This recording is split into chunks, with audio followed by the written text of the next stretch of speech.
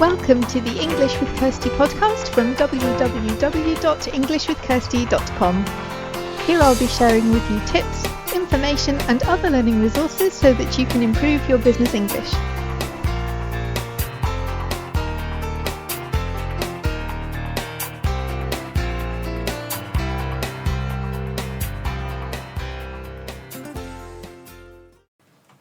Hi and welcome to episode 211 of the English with Kirsty podcast. And today I want to talk about something that I actually wrote about in a guest article. So if you want to see that, you can go to englishwithkirsty.com/podcast/episode 211 to see the link for the guest article, which is on the same topic, but it's not really the same. It's not just, I'm not going to read the article because I don't work like that.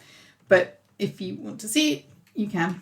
Otherwise, today I'm going to talk about learning another language as an adult because it's very different to the learning that you may have done in a school or if you studied another language. Learning independently as an adult means that you have a lot more freedom, which is good because then you can customize the learning experience and make it relevant and enjoyable for you, hopefully. But it also means sometimes that you have too much freedom. And that can bring its own challenges with it because you don't have somebody telling you exactly what to do and exactly what to learn and exactly what you need to know by the next time. I mean, you may have a course, but if you only do what you have to do for the course and you do nothing else in your own free time, then you're not going to make very fast progress, unfortunately. So I want to talk about this. I know a lot of people who are listening to this podcast are learning English or improving their English skills or learning another language.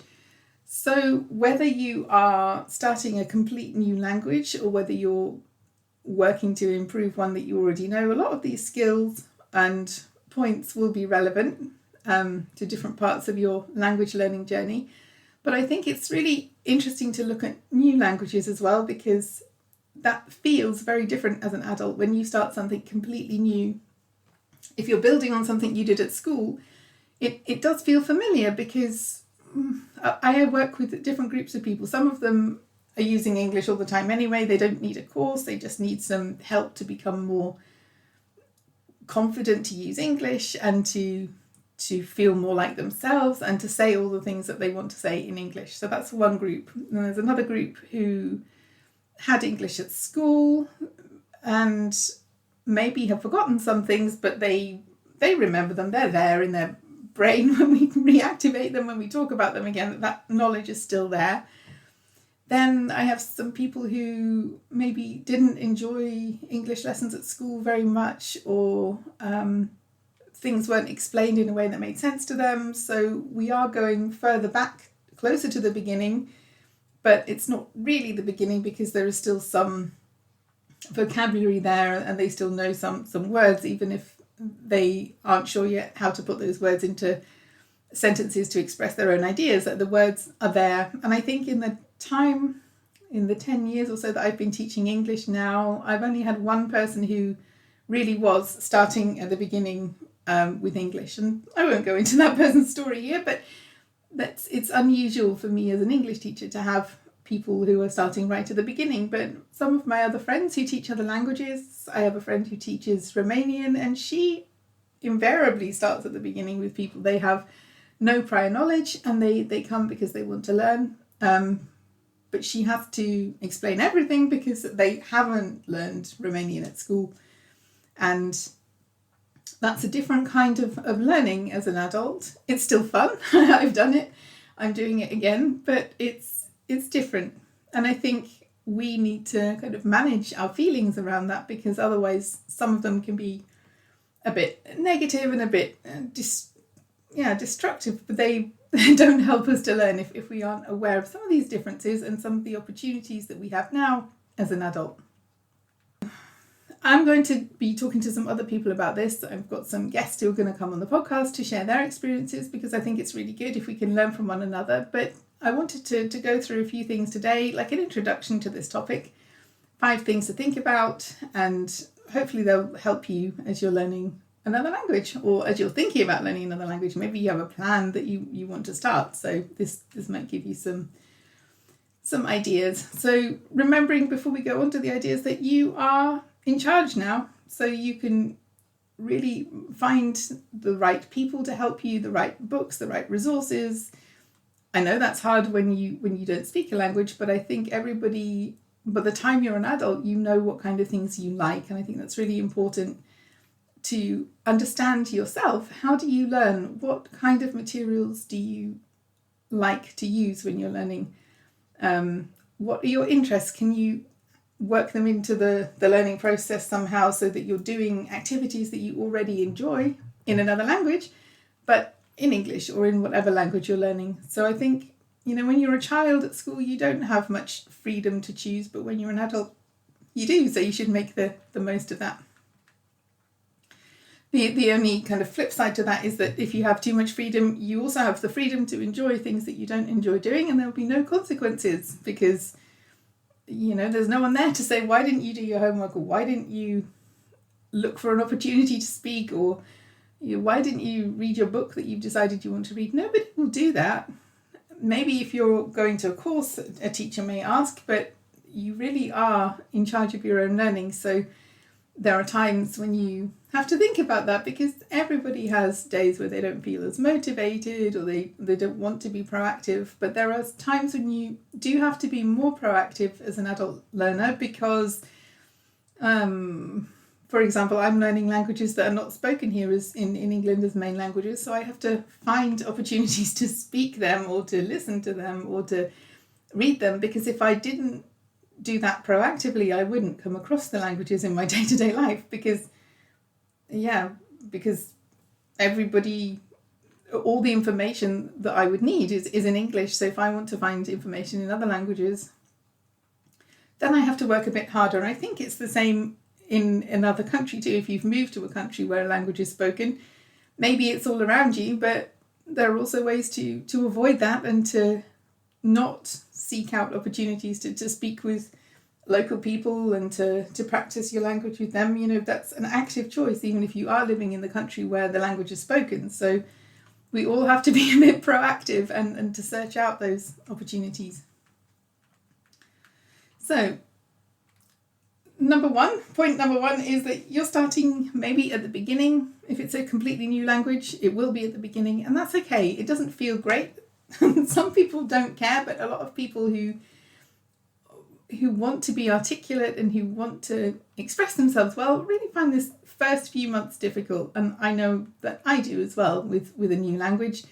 I really start to enjoy the language when I can think in that language and use the language and understand authentic materials, but you can't in the first few months or year or however long it takes. And that's frustrating. And what you do with that frustration is your decision, really. Some people procrastinate because they think, oh, I'll never get there, it's always going to be too hard. Some people push through really quickly. That's what I tend to do, and it's good because you do get to the stage when you can use the language, but it's also not good if you put yourself under a lot of pressure. And I tend to do that because I can be very I can't think of the word now in English. That's really annoying. I know what I want to do, and I really push myself to get there, but at the same time I would never treat my students like that. So I need to learn to be a bit kinder.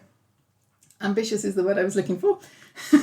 And I certainly wouldn't do that to my students, but sometimes I'm like, right, I need to learn this, and that can become a bit of a bit too much pressure. So the next time I want to be better with that.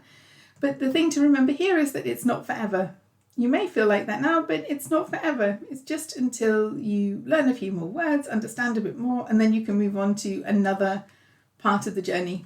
So it won't always feel like this.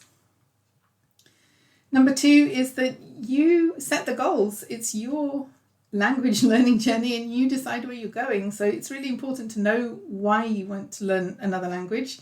That could change in throughout your time learning another language. You can add new goals. You can find new things that you want to do that you didn't plan on doing at the beginning. But you really need to know why you want to do something and how you want to get there. Because if you know why, then you can start planning the steps to how you're going to get there. Are you going to sign up for a course? Are you going to look for other people who are learning that language in your area or online? Are you going to look for some podcasts or videos or something that will help you. But if you don't know what you want to be able to do with that language, then it's going to be harder for you to make those decisions. Number 3, we touched on this earlier, but you're in charge of how you learn. So that doesn't mean that you can avoid the things that you maybe don't enjoy, which I think I've told the story many times. I did with Turkish. I just didn't want to speak. And with Romanian, I didn't do that. I put myself in situations where I had to speak because I knew that was the thing that I enjoy least with a new language. I enjoy talking a lot, but I don't enjoy talking when I can't express myself. And the only way to really work on that is to put yourself in situations where you feel safe to do that, but at the same time where you need to do that. So find out what works for you. Find many different things so that it doesn't become boring, because you don't want that for something that you're doing in your free time to become boring, because then you won't stay motivated. You need to find lots of different things so that it stays interesting, different ways to practice the language and to make it part of your day, to make it just something that you do without thinking, oh, I have to learn English now, I have to learn another language. If it's part of your day, you'll get it done. Number 4 is about time management, because when you're a child, you have time set aside at school to learn certain things, and then you have your homework time, and you have to manage the different subjects that you're learning, but there is generally time for learning. And when you're an adult, you maybe have a family or your job or other responsibilities, and you don't have as much time. So if you want to do something, like to learn something, then you need to set aside time for that, to find time for that, to make time for that, because we all have the same amount of time, but it's how we use that time. So do you have time to learn a new language? Maybe you don't, but if you do, there will always be other things that you could be doing, other things that maybe you need to be doing, but it's about managing your time so that you do find time to give to this thing that you want to learn. And that's also about quality and quantity. Like, more time doesn't equal better learning necessarily. It depends how you use that time and which activities you choose and what's going to bring you the best results. But obviously, if you don't set aside any time, then you're not going to you're not going to progress very quickly, because you haven't given yourself the opportunity to learn, because there isn't time there. And the 5th one is that you have no classmates when you're learning as an adult. Maybe if you're attending a course, there are other people on the course with you, but you don't have people that are learning along with you. And sometimes that can make it feel a bit lonely, but there are so many things that we can do now, especially with the internet. It's so easy to come into contact with other people, whether that's other learners or people who speak the language as a first language, or people who share the same interests as you. Whatever it is, it's really easy to come into contact with people now online, or if you prefer to do it face to face, and you can find them where you live as well. But the fact that you don't have a group of people learning with you, I guess that depends on how much you like the people in your class. Maybe that's a good thing, maybe not. But most of us benefit from the support of other people, and that's not just a extrovert introvert thing. We all need it. Maybe some people need more human connection than others, but I think it can be a lonely journey if you don't have support from anyone. So think about how you want to build your network. It doesn't have to be a network of people that know each other, but it's a network of different people that can contribute somehow, that can support you. Maybe you don't even know them. It can also be people who create really good content in the language that you like, and you want to listen to it or watch it and learn from them. So it doesn't always have to be like a two-way relationship, but it is good to have people who can inspire you and people who can support you and help you, so that it's not just a lonely journey learning a language on your own. So I hope those ideas have given you something to think about, something that can help you. If you're somebody who wants to improve their English skills, then I do offer those services. I can help you to find your own voice in English. I can help with the questions. I can help you to use the language more confidently. So if that's something that you are interested in, you can send me a message, Kirsty@englishwithkirsty.com, or you can go to the show notes page and contact me from there, which is englishwithkirsty.com/podcast/episode 211. Or you can also find me on LinkedIn. I spend a lot of time there. So if you look for Kirsty Wolf, I don't think there are many, if not any other Kirsty Wolves on LinkedIn. So you're sure to find me there. So I hope that's useful. Have a good week and have fun learning English.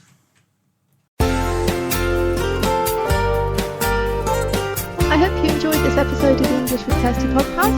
If you have any questions or comments, my email address is kirsty@englishwithkirsty.com, or you can go to www.englishwithkirsty.com/podcast, where you'll find information about the individual episodes.